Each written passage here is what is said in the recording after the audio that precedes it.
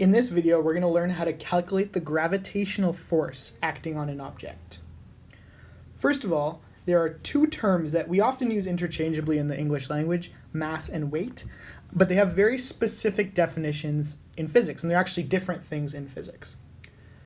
So first of all is mass. And usually when you say like, oh, how much do you weigh or something like that, how much does this object weigh? Usually we're actually referring to mass because the SI unit for mass is kilograms. So when we see something in kilograms, it usually means mass. Pounds are sort of the equivalent in the imperial system, though pounds are a little bit confusing. We'll talk about that later. So mass, actually what it's referring to is the amount of matter in an object.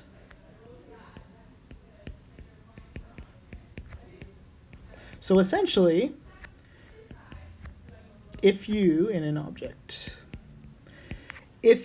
sort of counted all the atoms in an object, added all up the weights of all the atoms in an object, you would come up with this number, which we usually say kilograms. So a 1 kilogram object is a 1 kilogram object because of the amount of matter that it actually takes up. The symbol we usually use for this in calculations is m, right, for mass. Weight, on the other hand, weight is actually a measure of the gravitational force on an object. So another word for weight is essentially gravitational force.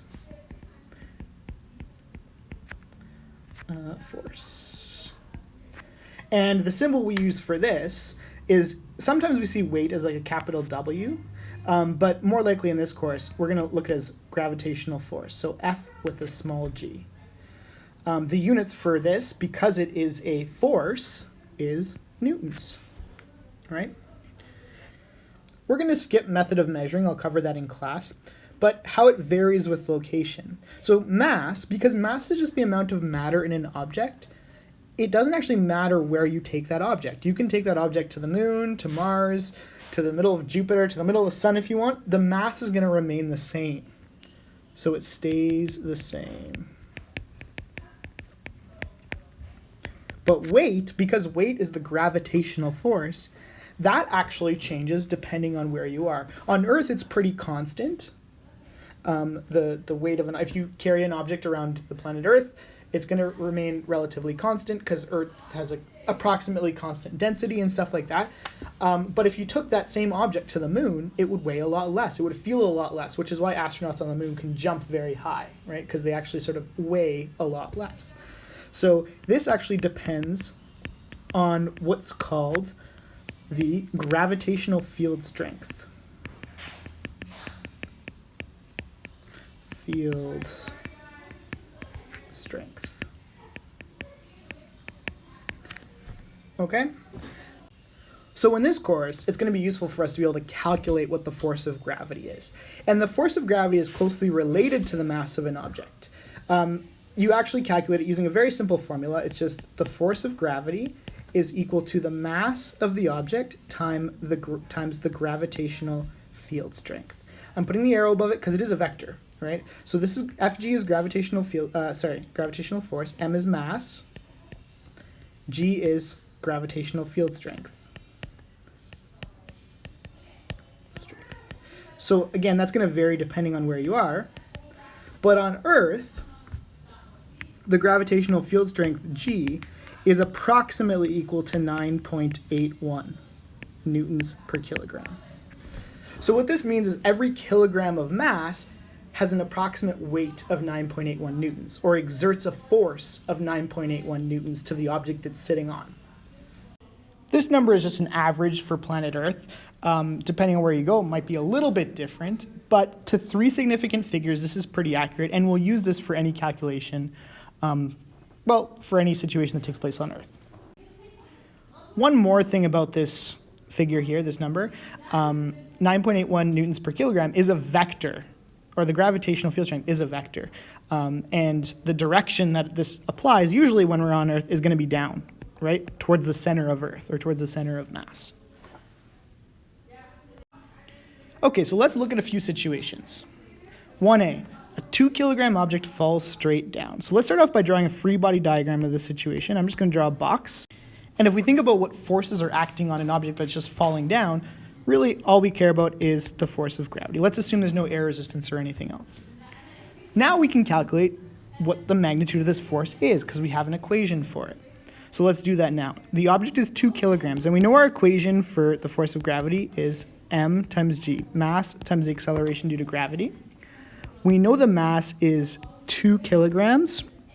We know the acceleration due to gravity. Let's assume this is happening on Earth, right? Is 9.81 newtons per kilogram. And the direction, I'm just going to put underneath, is down, right? So if we do that calculation to 2 significant figures, which we're going to assume, that's the lowest number is in this, 2 significant figures, that's about 20 newtons of force. So on our free body diagram, we can say that this is 20 newtons. And the direction is down, of course. I should put that here as well, down. We don't need to put that on our free body diagram because the arrow indicates the direction. So we don't need to double put down. There we go. Let's try the next question. A 62 kilogram person stands on the floor. So again, a free body diagram. What forces are involved here? Well, we have force of gravity, always. And then standing on the floor means they're supported by the floor, right? So we know we have a normal force. What do we know about those 2 forces? Well, because that object is sort of still and held in place, we know that they must be equal. So if we know the force of gravity, we know the normal force. And of course, we know how to calculate the force of gravity now. So the force of gravity, again, is mass times the gravitational field strength. So it's going to be 62 kilograms times 9.81 newtons per kilogram. Should have given more space here, down. Okay, a little bit hard to read, but you get the idea. Again, if we round to 2 significant figures, this comes out to the force of gravity is 610 newtons down. So we know the force of gravity here is going to be 610 newtons. That also means, because it's balanced out by the normal force, that the normal force must also be 610 newtons. Oh, one thing I'm forgetting here, there should be arrows on top of all of these forces because they are vectors. So there we go. There's a free body diagram that we have calculated all the forces for. One more one here. This is a little bit trickier. Try it yourself if you want, but there's a little bit more involved here. So first of all, a chair has a mass of 2.5 kilograms and has a 50 kilogram person sitting on top of it. So to draw a free body diagram, let's be careful. Let's make sure we know what we're drawing the free body diagram. Are we drawing the diagram of the chair or the person and the chair combined? Well, it says in the question a chair, so let's assume that we're just drawing the free body diagram of the chair. So from the chair's perspective, what are the forces? We know that the chair experiences or exerts a gravitational force downwards, right? But also there's a person sitting on top of the chair that exerts a force, right? We can call this an applied force. It's applied by the person sitting on it. Also, in order to counteract these forces, we know we need some sort of normal force. And that's a force that's going to be going upwards. I'll just do it over here. Okay? So we essentially have 3 forces here. Can we calculate these 3 forces? Well, if we look at it, the force of gravity of the chair is just going to be related to that 2.5 kilograms. And we can also calculate the force of gravity of the person sitting on top because we know the person is 50 kilograms. So just off to the side here, I know you don't have much space, just try to make it fit. So we're going to do the force of gravity of the chair is going to be mass times gravity. So I'm just going to write the formula up at the top. Fg equals mg, so I don't have to keep writing it out for each one. So Fg of the chair is going to be mass, so 2.5 kilograms times 9.81 newtons per kilogram, right? Down. Down. So when we do that, the force of gravity of the chair is approximately 25 newtons if we round to 2 significant figures. Okay? We can also, that force down here is going to be 25 newtons. We also have the force of gravity of the person, which we know the person has a mass of 50 kilograms, so it's going to be 50 kilograms times 9.81 newtons per kilogram, and that comes out to 490 newtons down, if we round to two significant figures. So this force applied at the top of the chair, really it's the force of gravity of the dude. I guess it doesn't say guy. I just assumed it was a guy. Person should be 490 newtons. So if we think about what the normal force should be in this case, the normal force has to support the chair and the person, right? So it's like we have this downwards force here, and we have this downwards force here. The normal force has to keep both of them in place. So in order for this thing to be balanced and stable, essentially the normal force has to be the sum of those two forces, right, going in the other direction. So Fn, the normal force, is just going to be 490 newtons plus 25 newtons, which gives us 515 newtons approximately. Okay?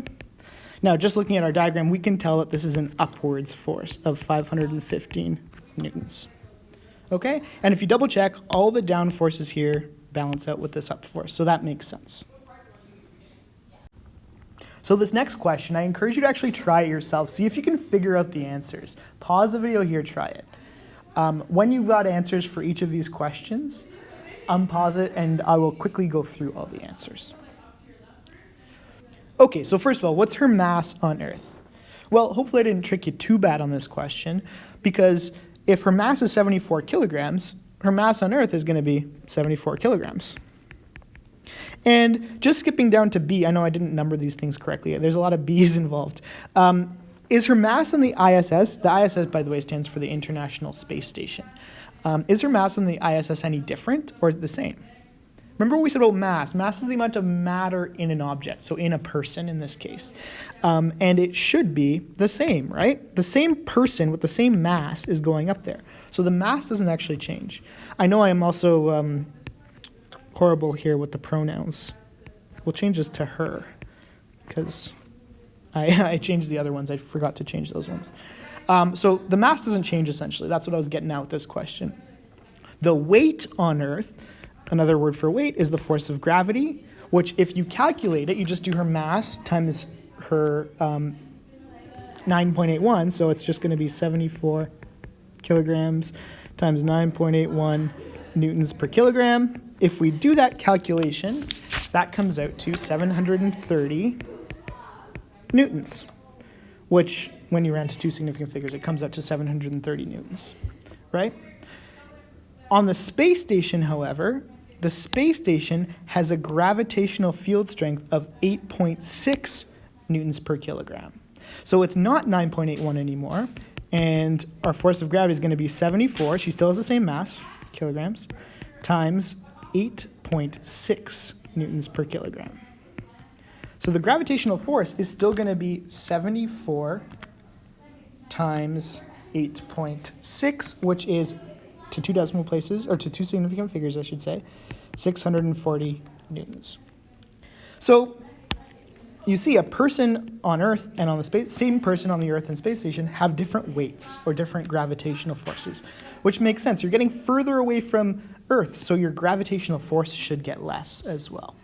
Notice, however, it's not zero, and a lot of you might expect it to be zero. You think of people on the space station, they're just floating around, but there still is quite a lot of gravity pulling them towards Earth. So the free body diagram, clearly, if we have a person on the space station, right, and we have a force of gravity going down, we know we have a force of gravity, right, of 640 newtons. If they're floating, they're not touching anything else. There are no other forces. And that is the free body diagram. You might think there's more to it than this, but actually that's it. We'll discuss more of the details about this situation in class. So these last two questions, I want you to pause the video again here, try them yourself. When you unpause, the answers are just going to pop up or the full solutions are just going to pop up on the screen. So it's really beneficial to you if you try them yourself and then make sure you're right afterwards. Okay? So pause it here. So here we go. Here's the two answers. The first one, you just needed to rearrange the formula for gravitational force to get a mass of 102 kilograms. And question 4, all you need to do is rearrange for the gravitational field strength. So the gravitational field strength of this planet is 15 newtons per kilogram, which is higher than Earth. Earth is about 10 newtons per kilogram, right? So if you went to this planet, you would feel much heavier and wouldn't be able to jump as high and would probably get tired from walking very fast.